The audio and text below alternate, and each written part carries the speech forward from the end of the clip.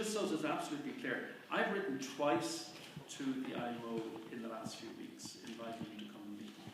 But that hasn't happened yet. I'm very hopeful that that meeting will occur. They have certain concerns in respect of the draft contract. There's no doubt about that, and they've told me what those concerns are, and I want to address them. I can address them, I suppose, without meeting them, but it would make much more sense if we met in order to address them. And I'm on my third invitation to them at the moment to come and meet me, and I reiterate it here now, if they come and meet me, to discuss, to engage, and to negotiate on the draft contract that we put out. The draft contract, and I emphasise draft, that's the direction we see it going, but it is just a first stab at what the contract needs to be. And I want to hear what they have to say, what their responses are. They have views about matters that are in there they don't want to see in there.